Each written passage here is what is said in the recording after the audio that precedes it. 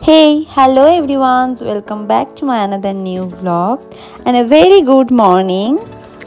আজকে ছিল ক্রিসমাস আর তার জন্য সকালবেলা ঘুম থেকে উঠেই এই কুয়াশা ভরা জানলাটাকে প্রথমে খুলে নিয়েছিলাম আর তারপর আমরা চলে গেছিলাম নিচে, কারণ মামি চলে যাচ্ছিল বাড়ি। তাই মামির আর এখানে ভাই জুতো পরছিল আর তারপরে ভাইয়া ওদেরকে ছেড়ে দিয়েছিল বাসে।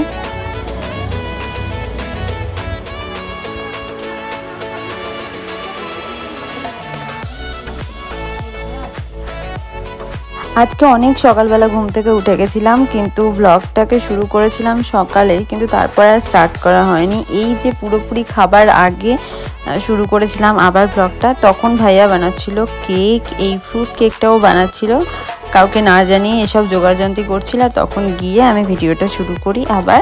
আর এখানেও একটা ব্যাটার তৈরি করেছিল মিক্সিতে, যেটাকে এখন কেকের মধ্যে দেবে আর তারপর গুলবে আর এটাকে দেবে ওই মাইক্রো ওভেনে ভরে। আর আমি এখানে না ভয়েসটা দিতেই পারতাম, অরিজিনাল ভয়েসটা কিন্তু দেওয়া যাবে না। ওই যে বাড়িটাতে দেখছো প্যান্ডেল হয়েছে, ওটা ছিল খ্রিস্টানদের, আর আজকের দিনে তো ওদের সব থেকে বেশি আনন্দ। তার জন্য ওদের না দুদিন ধরে আমি এখানে ছিলাম, দুদিন ধরেই ওদের প্রোগ্রাম চলছিল। এবং আজকের দিন বিকেলবেলা দেখলাম যে বন্ধ হয়ে গেছে, মানে ওই খাওয়ার পর থেকে, কারণ তখন ওরা চার্চে যাবে তার জন্য। আর এখন ভাইয়া ওই পুরো কেকটাকে তৈরি করে নিয়েছিল আর আমরা স্নান টান করে নিয়েছিলাম।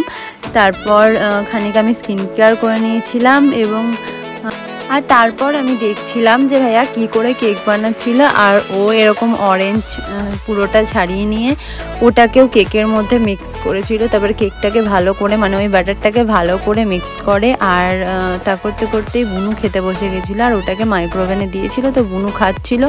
মাইক্রোওভেনে ভরা হয়ে গেছিলো এবং আমরা খেয়ে নেওয়ার পর কেকটাকে মাইক্রোওভেন থেকে বার করি আর দেখি যে কীরকম হয়েছে। তো দেখলাম যে পুরো পারফেক্ট হয়ে গেছে কেকটা। আর ওর মধ্যে না ডেকোরেশন করার জন্য আমি ছাদে গেছিলাম ফুল আনার জন্য।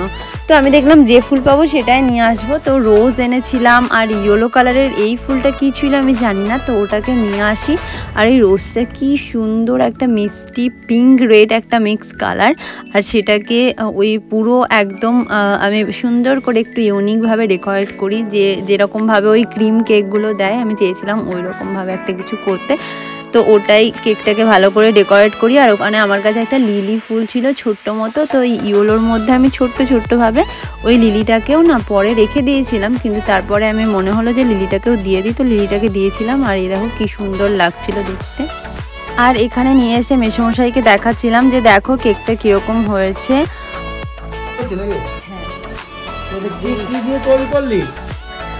এইটাতে দেয়া কি আছে বলো?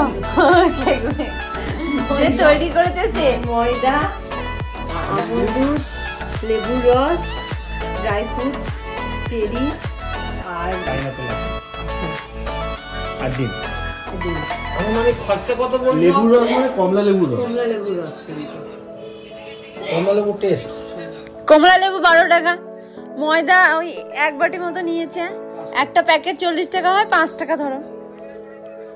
টোটাল খরচা কত বললো? 100 টাকা। মানে বাজার, হ্যাঁ তা হবে 100 টাকা। বাজারে কিনলে এটা কি একটা দাম বেশি?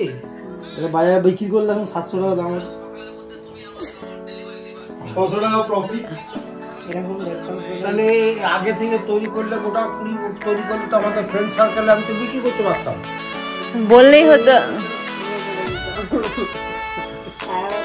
আর বুনু মেসোমশাইকে বলছিল যে টাকাটা এনে তুমি আমার হাতে দিয়ে দিতে, তাহলেই হতো, আগে থেকে বললেই আমি বানিয়ে দিতাম। আর তারপর এরকমভাবে কিছু ছবি ভিডিও নিয়ে আর কেকটাকে রেখে দেওয়ার পর আমরা ঘুমিয়ে পড়েছিলাম। তারপরে বিকেলবেলা উঠে কেকটাকে কাট করি আর খাই। কি যে টেস্টি ছিল কেকটা, পুরো পারফেক্ট হয়েছিল কেকটা, এত সুন্দর হয়েছিল। দারুণ হয়েছে।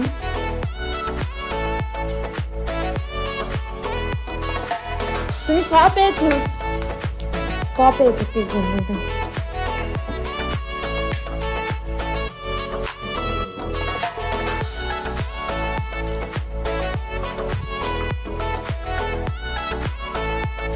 কেকটা সত্যি ভীষণ টেস্টি ছিল, আর ওটা আমি অনেকক্ষণ ধরে বসে বসে টাইম নিয়ে খাই, কারণ টেস্টি খাবার একটু টাইম নিয়ে খেতেই বেশি ভালো লাগে, আর মনে হয় যেন ফুরিয়ে যাচ্ছে।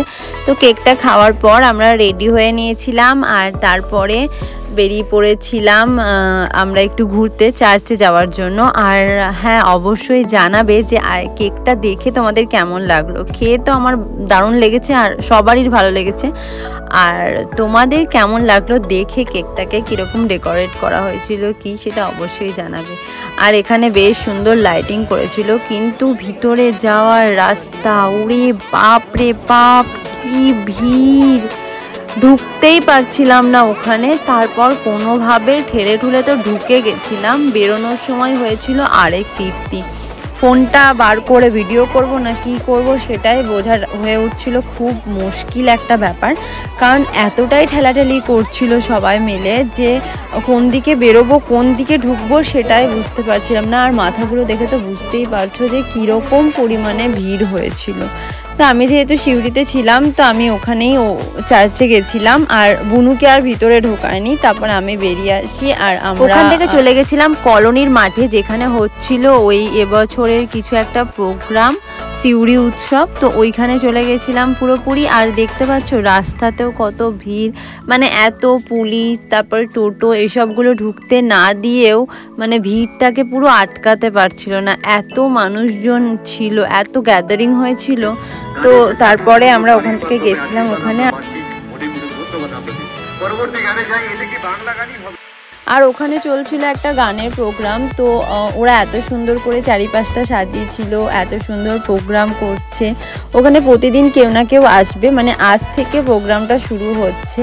তো ওখানে প্রতিদিন কেউ না কেউ আসবে। আজকে এসেছিল ওই সায়ন্তিকা, জানি না আমি কি টাইটেল, সায়ন্তিকা এসেছিল যে মুভি করে, বাংলা সিনেমা করে, তো সে এসেছিল।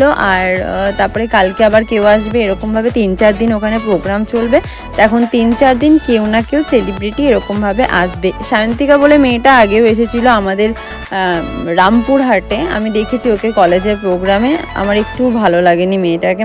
আর জানি না কেন মানুষ যেটা জানে সেটা না করে অন্য কিছু করতে যায়। আরে নিয়ে এসছো তো কি হয়েছে, নাচের প্রোগ্রামও করতে পারতো, কিন্তু না, সেসব না করে ওকে গানই করতে হবে। আর গান এত বিচ্ছিরি করছিল, আর গলার ভয়েসটা এত বাজে, মানে বলার নয়।